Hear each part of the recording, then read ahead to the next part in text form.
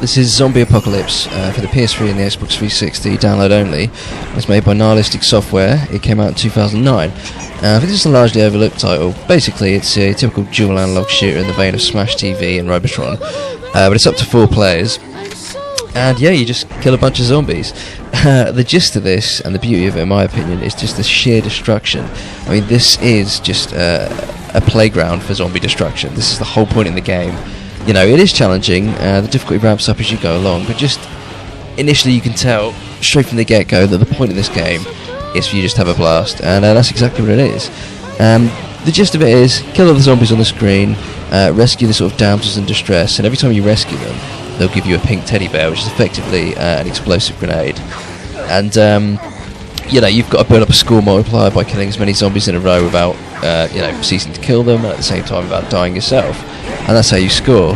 But the most enjoyable thing about this game for me is just the variety of ways in which you can kill the zombies. So you've got your weapons, as you can see, the shotgun, but there's also a lot of environmental dangers, like the helicopter you can see there with the propeller. Basically, you can blow the zombies into that, and it will shred them, which is really awesome. Here you can see an explosive barrel, which is one of my favourite features of the game.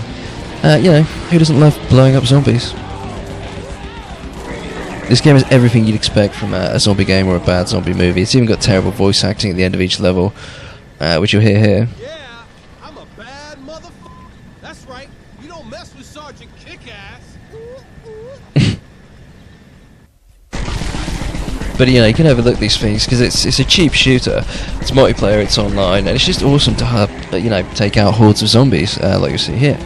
There's a variety of levels. There's 7 levels. It takes place over apparently 55 days, but basically the first 7 days are the first 7 levels, and you'll see these maps reused over and over again.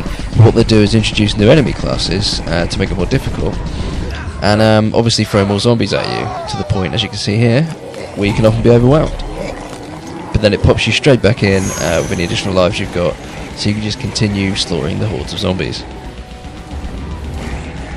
I mean, the cool features here, if you look at those sort of portal cabin doors there, you'll see zombies popping out of them. Got a meat grinder at the bottom of the screen.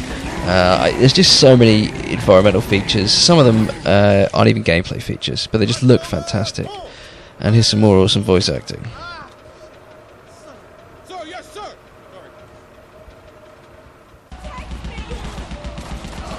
So here's another level. The levels, you know, they're quite varied. Even though there's only 7 of them, you've got a graveyard, you've got the scrapyard, you've got the petrol garage here, you've got a fair. You know, they're all pretty, they're really diverse and they're really cool. Like I say, they've all got their own environmental hazards, we'll say. Most of them just involve grinding up zombies. But you know, even so, you can't say a lot about this game because there's not a great deal to it. But it's just raw, adrenaline-filled, you know, fun, and you can't go wrong with that. I got it when it was on sale a few weeks back on Xbox Live on the PlayStation Network, which was actually a while ago now. And it was well worth the money. I mean, it's just a blast. It really is. If you've got friends to play it with, then you know, it's worth seeking out, picking it up. This is one of the later levels. You see here we've got zombies with shotguns. So ridiculous though it is, it really ramps up the difficulty and pretty much kills me straight away.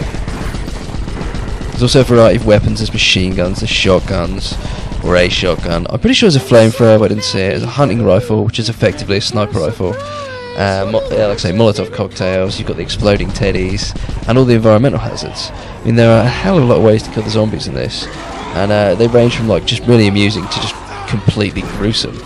If you don't save the sort of damsels in distress there, you'll notice they actually get infected by the zombies and come after you themselves, which is a really cool feature.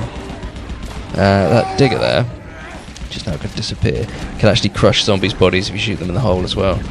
But yeah, like I say, for me this is just all about the destruction. You're blowing up everything in sight, unnecessarily shooting the fireworks. It's just eye candy and just a whole bunch of fun. I recommend this game if you like the look of it, especially if you've got people you know you can play it with online, or just local multiplayer, because it's local as well. It's just such a fun multiplayer game, a really good pick up and play, and anyone can take a go at it. I wouldn't recommend this game for, you know, long sittings. I certainly wouldn't try playing the whole 55 days on your first run through. But like I say, as a multiplayer game, this is highly recommended. It's just an absolute blast. So if you like the look of it, give it a try.